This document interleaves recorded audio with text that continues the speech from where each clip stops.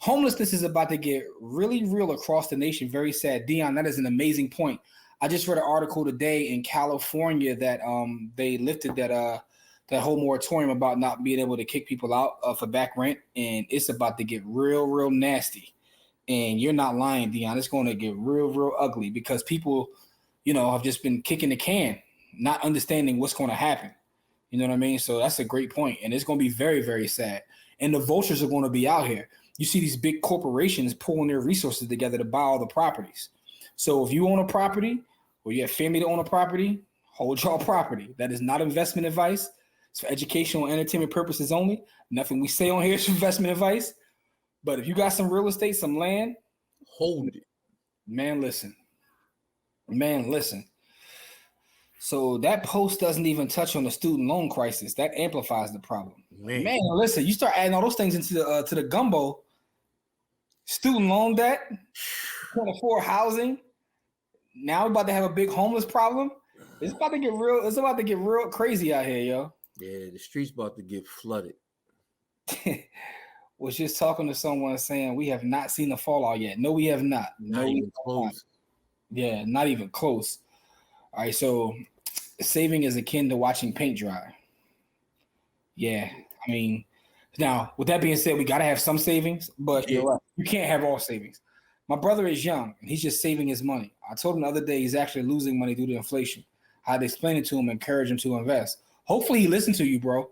Like, once you have a certain level of savings, you got to go out there. No one has ever become a millionaire by saving their money. That's a Robert Allen quote. Who's an author and a real estate legend, but you can't save your way to wealth. It doesn't work that way. Yeah. Cam, what's going on? How are you? What's really good?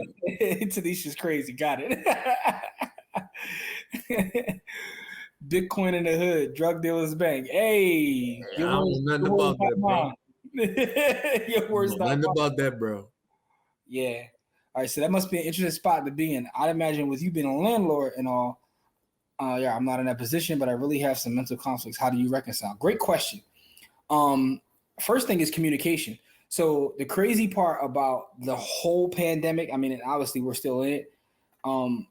I didn't have any rent payments missing, and I have several tenants. And the thing is, I had some that were late, but it's really about communication. And Mark will tell you this, who's in the comments, because Mark is a landlord out here too. As a matter of fact, Mark was on our podcast, and that's one of the things he talked about is how he communicates with his tenants and works with them.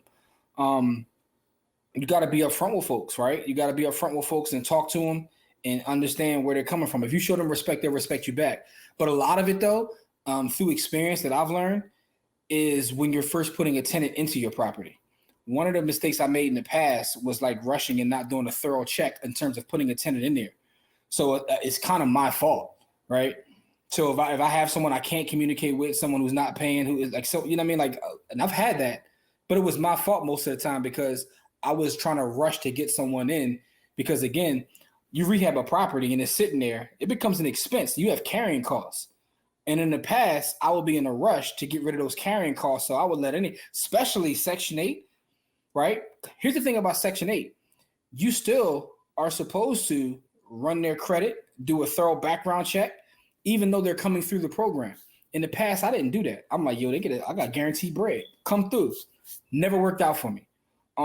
So one of the things I had to learn to do is in the beginning, screen them properly. Then once they get in there, obviously no one expects a pandemic or nothing like that, but communication is key there. Have conversations with them, see what their struggles are. Like, I mean, I've just been blessed that no one has completely lost their job. Some people lost hours and fell behind, but as of right now, I don't have anybody that's missed a payment, and I'm gonna knock on wood as I say that because I don't want that to happen either. But great question though.